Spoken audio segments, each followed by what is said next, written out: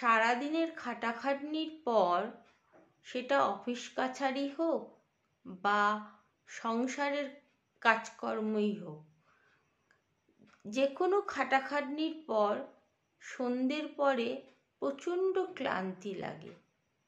সেই ক্লান্তি দূর হয় এক কাপ গরম গরম চা, একটু মুড়ি মাখা, কি একটু বাঙালিদের মধ্যে মুড়ি মাখা, কি একটু স্ন্যাক্স খেয়ে, একটু নোনতা কিছু খেয়ে সেই ক্লান্তিটা, অবসন্নতাটা অনেকটা দূর হয়ে যায়।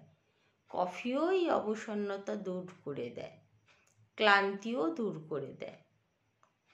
আর তার সাথে যদি আপনারা একটু বেড়াতে যেতে পারেন, সন্ধ্যের পরে যদি একটু ঘুরে আসতে পারেন, তাহলে তো সোনায় সোহাগা, তাহলে ক্লান্তি বলে আর কিছু থাকে না। আমি আপনাদের সাথে আজকের এই ভিডিওটা করছি একটাই কারণে, আমি আমার একটা আনন্দের কথা আপনাদের সঙ্গে শেয়ার করছি।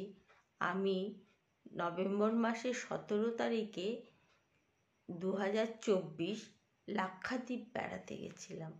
এটা আমার একটা স্বপ্ন ছিল যে আমি লাক্ষাদ্বীপ বেড়াতে যাব।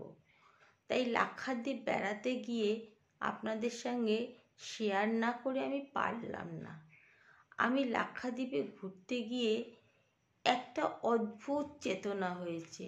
একটা শান্ত শিষ্ট পরিবেশের মধ্যে গিয়ে নিস্তব্ধতা, নীরবতা, মানে একটা নিস্তব্ধ পরিবেশ পেয়েছি, যেখানে একটা পাতা পড়লে তার আওয়াজ পাওয়া যায় না, শুধু সমুদ্রের গর্জন ছাড়া কিচ্ছু পাওয়া যায় না।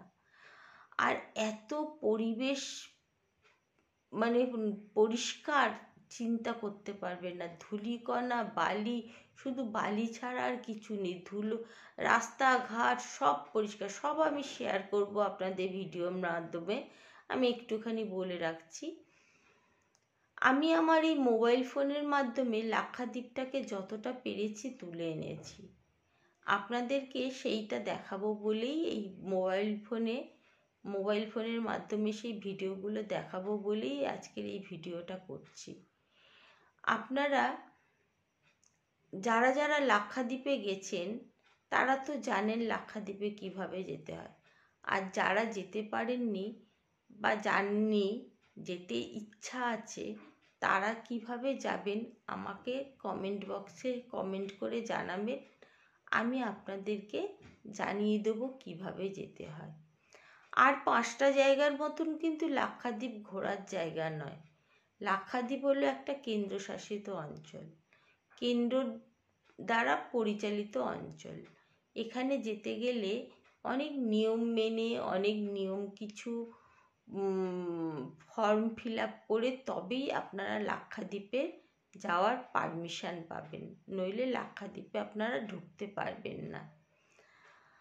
আমি আমার এই ফোনের মাধ্যমে লাক্ষাদ্বীপকে যতটা পেরেছি ততটা তুলে আনার চেষ্টা করেছি। আশা করি, আমার মনে হয় এই ফোনটার মাধ্যমে আপনাদেরকে লাক্ষাদ্বীপটাকে পুরো ঘুরিয়ে দেখাতে পারবো।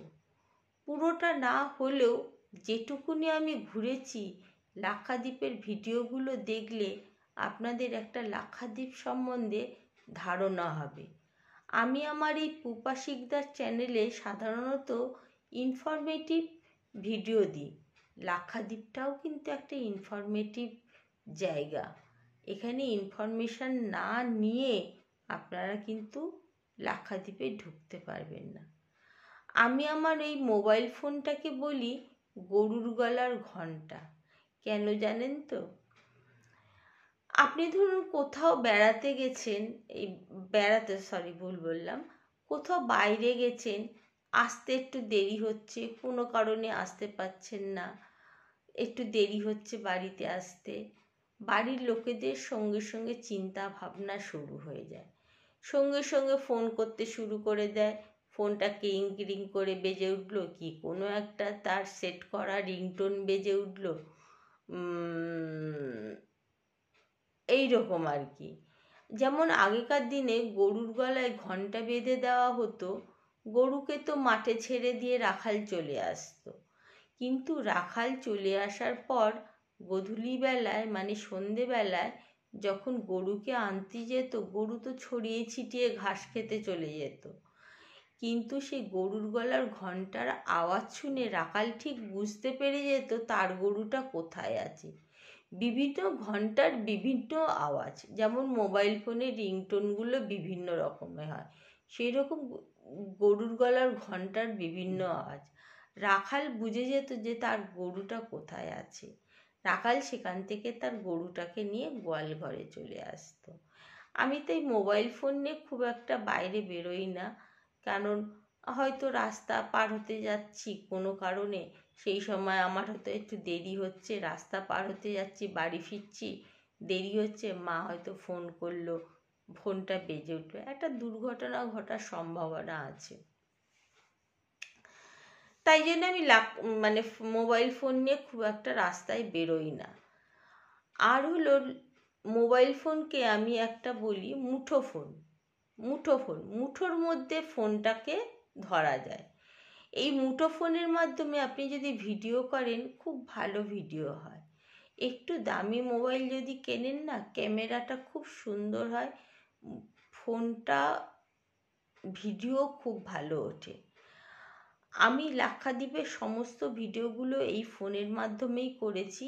এই লাক্ষাদ্বীপের ভিডিওগুলো আপনাদেরকে দেখাবো, আপনাদের আশা করি খুব ভালো লাগবে।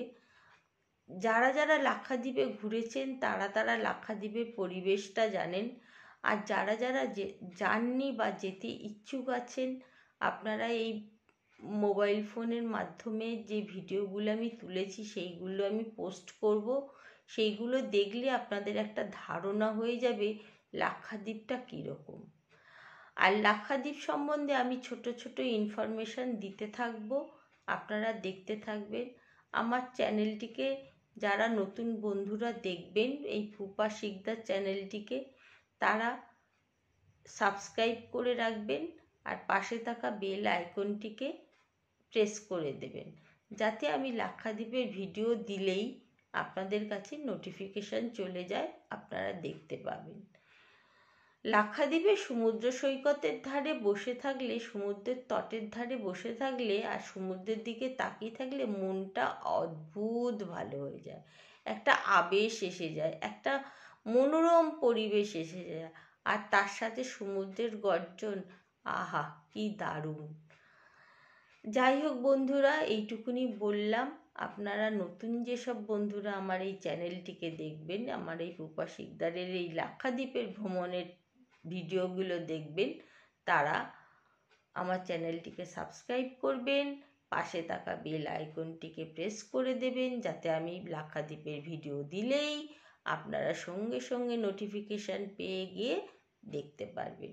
আমি সব ভিডিওগুলো আপনাদেরকে দেবো, লাক্ষাদ্বীপ থেকে কি কি এনেছি সেগুলোও দেখাবো, সব দেখাবো আপনাদেরকে, লাক্ষাদ্বীপের ফটোও দেখাবো, সব কিছু দেখাবো। আর কি বলবো বন্ধুরা, ভিডিওটা লম্বা হয়ে যাচ্ছে, আর বেশি কিছু বলছি না, আজ এই পর্যন্ত থাক।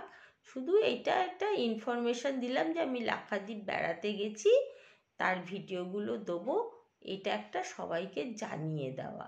এছাড়া এই ভিডিওটা করার কোনো দরকার ছিল না, আমি সেই জন্যেই এই ভিডিওটা করলাম। আর সাবস্ক্রাইব করে রাখবেন, পাশে থাকা বেল আইকনটিকে প্রেস করে দেবেন। আজ এই পর্যন্ত বন্ধুরা, টাটা।